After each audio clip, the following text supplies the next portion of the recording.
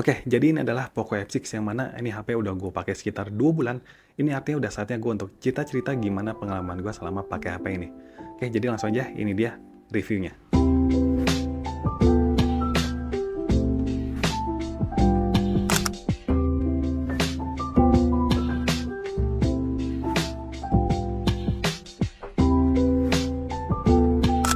Sebelum kita bahas unitnya, kita lihat dulu deh apa aja yang ada di dalam boxnya. Pertama, kayak biasa sih ya, Poco masih kasih pembatas buku dengan tagline andalannya, pokoknya beraksi. Terus ada softcase yang lagi-lagi ini warnanya abu-abu, terus ada panduan, garansi, stiker kepala charger yang udah 90 watt, dan kabel USB-C. Terakhir ini yang pasti ada unitnya. Oke, itu aja sih buat isi boxnya. Sekarang mari kita lanjut bahas desain sama layarnya dulu. Poco F6 yang gue punya ini adalah varian yang warna hitam alias black. Ada dua varian warna lagi, yaitu green sama titanium. Tapi jujur, warna hitamnya ini cakep banget loh. Dia hitamnya itu nggak polosan hitam, tapi kayak ada glitter-glitternya gitu ya. Dan enggak yang meninggalkan bekas sidik jari, ini gue suka sama bodinya. Tapi ini soal selera aja sih ya, kalau untuk warnanya teman-teman suka sama yang warna apa nih kira-kira. Back covernya ini emang berasa banget sih sebenarnya dari bahan plastiknya pas dipegang, terus frame atau bingkainya juga semua warna hitam yang juga dari plastik. Dan bagian modul kamera ini lagi-lagi lumayan gede banget ya. BTW, kita cuma ada dua kamera doang nih dapetnya, yang artinya kita kehilangan satu kamera kalau dibandingin sama Poco F5. Soal kamera nanti deh ya kita bahasnya, sekarang kita ngomongin desainnya dulu. Modul kamera ini lagi-lagi cukup menonjol banget. Jadi teman-teman ini sangat disarankan banget untuk selalu pakai softcase-nya. Biar tonjolan atau bump kameranya ini lebih tercover ya, biar nggak menonjol banget gitu. Di bagian bawah kita lihat di sini ada port USB-C, ada lubang speaker, terus ada juga mikrofon dan juga ada SIM tray. Di bagian atas dia ada lubang speaker lagi nih, soalnya dia kan udah stereo speaker. Terus ada lubang mikrofon dan sensor infrared. Di bagian sini ada tombol power dan tombol volume, sementara di sisi lainnya dia bersih, nggak ada apa-apa. Ada satu hal yang hilang nih, apalagi kalau bukan colokan jack 3,5 mm. Jadi di HP 5 jutaan ke atas kayaknya sih emang udah susah ya nemuin lubang ini. Kita lihat buat SIM cardnya dia cuma nawarin dual SIM, jadi emang nggak nawarin slot microSD nih teman-teman. So kita harus puas sama memori yang ada. Bezel bawahnya juga terbilang tipis ya dagunya. Rasio screen to body-nya ini mencapai 89,8%. Bobotnya juga standar, enggak yang berat banget sih ya, ada di angka 179 gram. Sekarang buat spek layarnya nih ya, panel pakai AMOLED, udah 120 Hz buat refresh rate-nya, terus kecerahannya bisa sampai 2400 nits, resolusinya 1,5K, dan yang bikin mantep nih, layarnya ini udah dilindungin sama Corning Gorilla Glass Victus. Jadi ini udah terjamin lah ya buat keamanannya, tapi kalau misalkan kalian mau nambahin lagi tempered glass, ya silakan, nggak apa-apa. Buat kualitas layarnya, gua nggak bisa komplain apa-apa sih ya. Kualitas layar AMOLED udah nggak perlu diraguin lagi sebenarnya. Buat kebutuhan hiburan, kayak nonton YouTube, main game, pastinya udah asik banget. Touch delay-nya juga nggak ada masalah, ini pernah udah gua tes juga. Terus ini buat kualitas speakernya, kalian coba denger aja deh ya. BTW speakernya ini udah ditandem sama Dolby Atmos.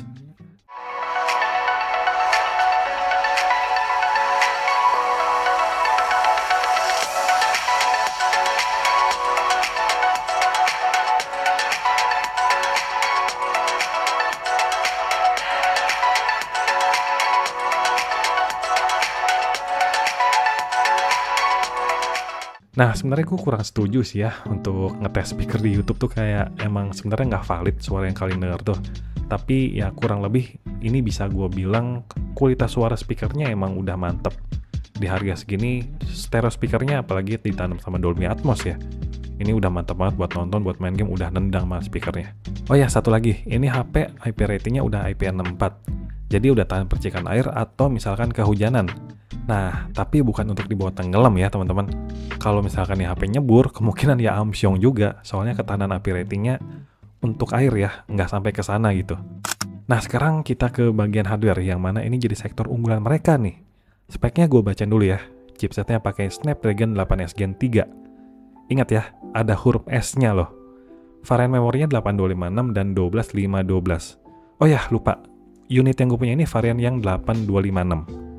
Jenis RAM-nya LPDDR5X, storage-nya udah UFS 4.0, baterainya 5000 mAh, dan charging-nya ini super ngebut di angka 90 Watt. Pengujian skor Antutunya nih ya, di unit gue dapat di angka 1,4 jutaan.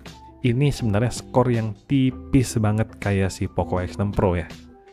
Nah, ini biar kalian nggak bingung deh ya. Snapdragon 8S Gen 3 ini performanya masih di bawahnya Snapdragon 8 Gen 2. Tapi bedanya tuh tipis banget. Skor Antutunya tuh cuma 3% aja.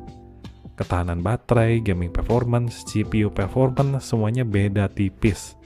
Tapi posisinya ini masih di atasnya Snapdragon 7 Plus Gen 3. Nah, ini beda tipis juga sih, tapi cukup unggul dari segala sektor. Oh ya, HP ini juga nawarin fitur White Boost untuk menu performance ya pas main game, dan juga ada teknologi cooling sistemnya. Nah, tapi gimana pas pengujian main game nih? Secara garis besar ya, ini HP performanya emang ngebut banget. Nah, tapi sayangnya nggak stabil. Dan bahkan suhu tertinggi pernah sampai di angka 50 derajat loh ini. Pertama buat main Genshin Impact nih ya, di setting highest alias rata kanan, FPS dapat di angka 48 rata-ratanya nih. Di awal main sih dapat 60 fps, tapi kalau posisinya lagi berantem pasti turun ke angka 40-50an fps-nya. Terus buat main KRX Street, ini game emang gak ngerti lagi sih ya. Apakah emang berat banget gitu atau belum optimal.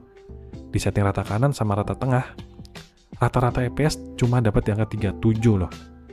Pas main kadang dapat 40-50an sih, tapi kadang suka ngedrop banget sampai ke angka 20-an. Jadi mungkin bisa diturunin lagi ya untuk grafiknya biar lebih lancar. Terus buat Mobile Legend, kita coba mainin di frame rate ultra dan grafik ultra. Dapat di angka 120 fps-nya, tapi kadang suka turun ke 80. Dan itu stabil dalam waktu yang lama loh. Terus kadang naik lagi ke 120. Tapi overall ya oke lah ya, buat main sekelas game Mobile Legends mah udah ya aman lah, gak ada masalah. Terus kita juga ada sempat mainin Wuthering Waves ya, tapi sorry ya, FPS meternya lupa di record.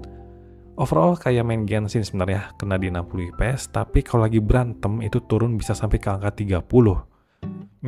Wajar sih sebenarnya ya, mengingat ini game grafiknya lumayan bagus dan lebih berat sebenarnya. Soal suhu emang paling berasa pas main Genshin sama Wuthering Waves. Ya wajar sih sebenarnya, semakin kencang dan berat pemakaian ya semakin panas ya. Jadi saran gue sih wajib banget kalian pakai cooler nih kalau lagi main game.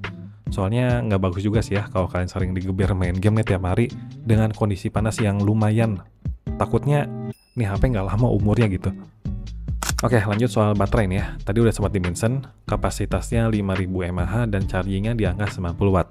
Buat pakaian normal sehari-hari, ada main game tipis-tipis, baterainya ini cukup oke lah, bisa tahan seharian, apalagi chargingnya super ngebut yang ini ngebantu banget sumpah. Kalian bisa lihat ya di pengujian kita, ini ngecas dari kapasitas 10% sampai penuh 100% itu cuma butuh waktu 44 menit aja. Ditinggal mandi terus beres-beres juga ini udah penuh sih. Tapi pas digeber main game ya jangan tanya, lumayan terbilang boros. Nah buat OS sendiri ya, sampai video ini diupload, udah dapat update HyperOS versi 1020. Untuk fitur-fiturnya sendiri ya sama aja sih kayak HP Xiaomi lainnya udah pakai HyperOS. Salah satunya yang menarik itu ada lock style ya. Di sini kita bisa custom tampilan lock screen-nya biar makin keren kayak gini. Terus ada juga floating windows, terus ada memory extension sampai 8 GB dan lainnya. Lanjut buat kameranya. Nah ini yang gue suka nih. Ya meskipun nih HP emang fokusnya ke performa ya, tapi soal kameranya nggak dilupain gitu. Ini patut diacungin jempol si Poco. Kamera utamanya itu 50 megapiksel, udah OIS, dan kamera ultrawide-nya 8 megapiksel. Dibanding Poco F5 sebenarnya secara spek emang ada downgrade. Soalnya Poco F5 itu ada kamera makro dan kamera utamanya 64 megapiksel. Tapi ini gokilnya nih ya, rekaman videonya bisa sampai 4K di 60 fps loh. Ini jadi salah satu keunggulannya sih ya. Terus ada juga fitur Ultra Steady, bisa rekam video makin stabil nih. Tapi sayangnya cuma bisa di resolusi 1080 30 fps saja. Kamera depannya 20 megapiksel. Bisa rekam video 1080 di 30 fps dan 60 fps. Yaudah nih, langsung aja deh buat hasil foto dan rekaman videonya.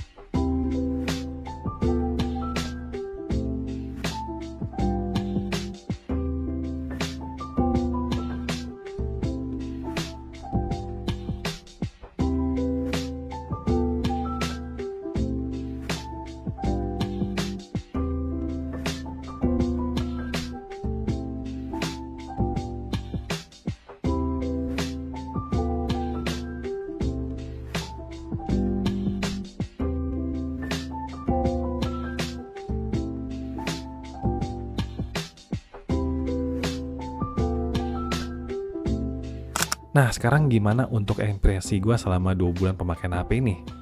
Oke, jadi overall ya, gue sangat puas sama HP ini. Ya, cukup terbilang puas. Soalnya nih HP emang terbilang all-rounder.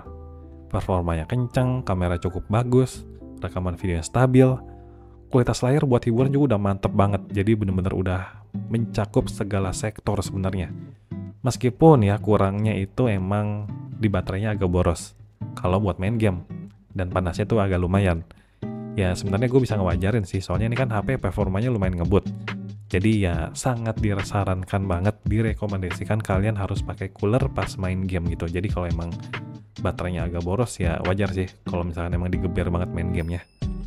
Sampai saat ini ya kondisi HP ini masih bagus banget ya, meskipun gue sering digeber main game ya.